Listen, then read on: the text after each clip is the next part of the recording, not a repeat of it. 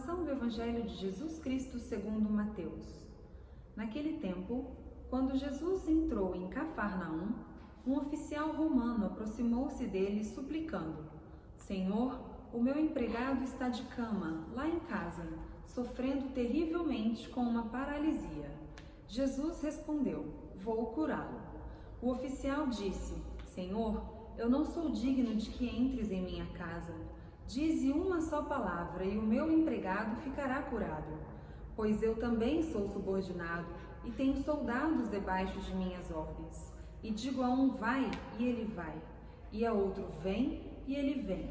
E digo ao meu escravo: faze isto, e ele faz. Quando ouviu isso, Jesus ficou admirado e disse aos que o seguiam: Em verdade vos digo, nunca encontrei em Israel alguém que tivesse tanta fé. Eu vos digo, muitos virão do Oriente e do Ocidente e se sentarão à mesa no reino dos céus, junto com Abraão, Isaque e Jacó, enquanto os herdeiros do reino serão jogados para fora, nas trevas, onde haverá choro e ranger de dentes. Então Jesus disse ao oficial: vai, e seja feito como tu creste. E naquela mesma hora, o empregado ficou curado. Entrando Jesus na casa de Pedro, viu a sogra dele deitada e com febre. Tocou-lhe a mão e a febre a deixou. Ela se levantou e pôs-se a servi-lo. Quando caiu a tarde, levaram a Jesus muitas pessoas possuídas pelo demônio. Ele expulsou os espíritos com sua palavra e curou todos os doentes, para que se cumprisse o que foi dito pelo profeta Isaías. Ele tomou as nossas dores e carregou as nossas enfermidades. Palavra da salvação. Meus irmãos e minhas irmãs, paz e bem. Depois que o Senhor curou um leproso, no Evangelho de hoje, nós vamos encontrar a narração de 2 milagres. É interessante que as pessoas que são curadas nesses milagres, que são narrados por Mateus em sequência, são aquelas pessoas que não eram as mais admiradas, apreciadas no meio do povo de Israel. Primeiro um leproso, que nós já ouvimos ontem quem era o leproso, e agora é um pagão. Este que se aproxima de Jesus, e Jesus está em Cafarnaum e se apresenta um oficial romano. É um representante do dominador. E ele se aproxima para interceder por quem? Pelo seu empregado. Os pagãos eram apreciadores de grandes manifestações, de curas, e não só eles, né? Devemos reconhecer. E ele alivia de Jesus essa necessidade. Quando ele se aproxima de Jesus e intercede pelo seu empregado, ele mesmo vai dizer aquela frase que nós dizemos na missa: Senhor, eu não sou digno de que entres em minha casa. Dize uma só palavra e meu empregado ficará curado. Vai falar: eu também tenho que obedecer, eu também tenho quem me obedeça, mas você não precisa se mover. Eu não estou buscando um espetáculo, não estou querendo imaginar o que era ter Jesus na casa dele, mas eu não estou buscando isso. Basta que você diz uma palavra e Jesus vai dizer, e naquele momento o empregado é curado.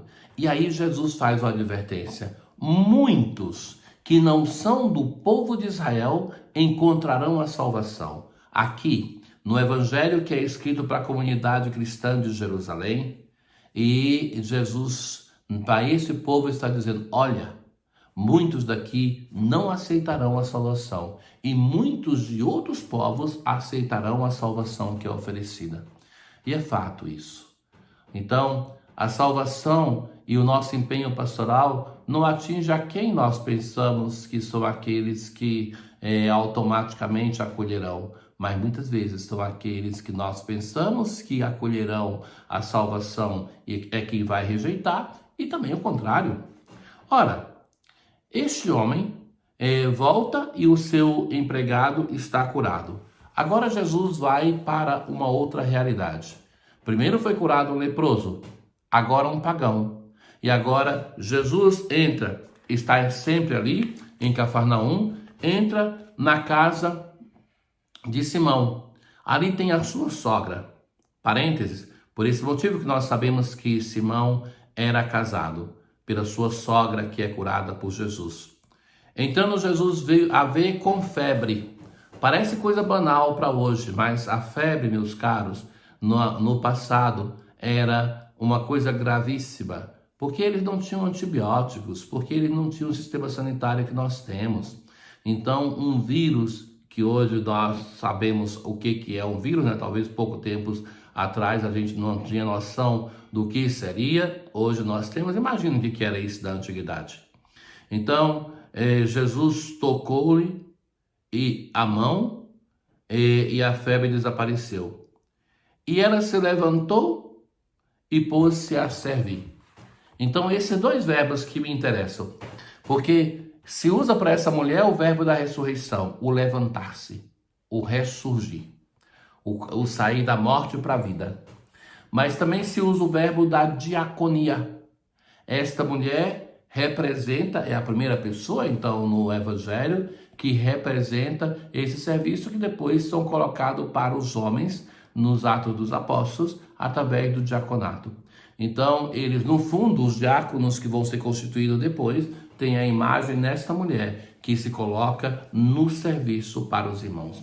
Então, ela não é que é curada e fica ali em si mesma, em si mesmada, contemplando o que Deus faz com ela, mas se coloca a serviço. Maria também, quando depois da anunciação parte, faz a mesma coisa. Então, o sentir-se tocado por Deus, amado através de uma cura ou através de uma vocação, deve colocar-me em serviço, não em uma relação intimista e subjetiva com o Senhor.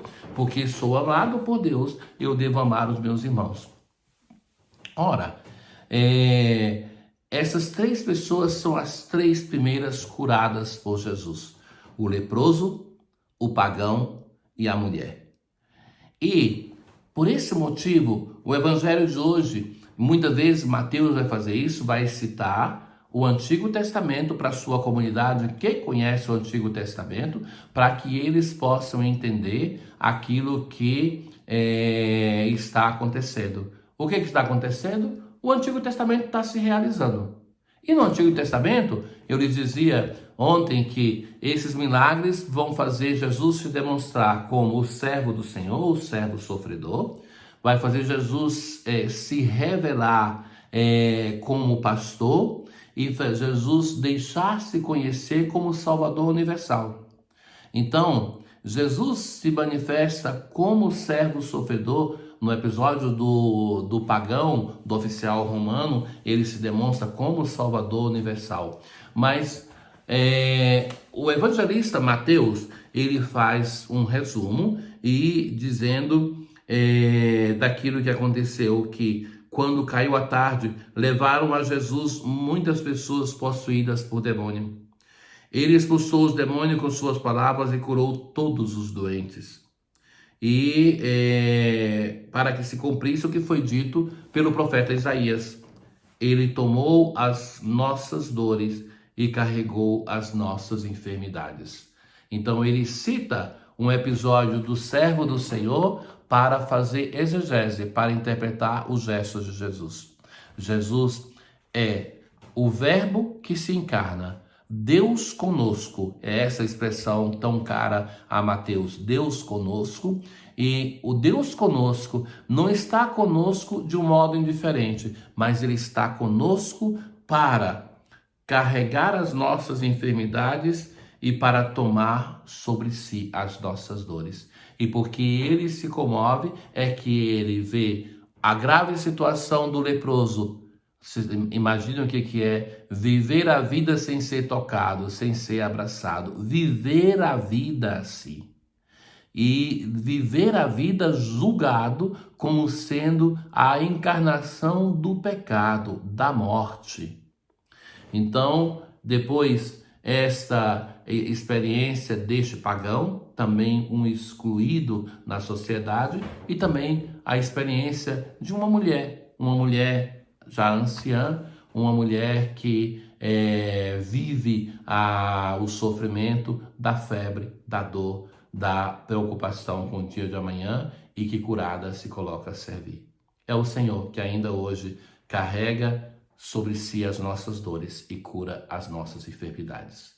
Um bom dia para todos vocês. O Senhor esteja convosco, Ele está no meio de nós. Abençoe-vos o Deus Todo-Poderoso, o Pai, o Filho e o Espírito Santo. Paz.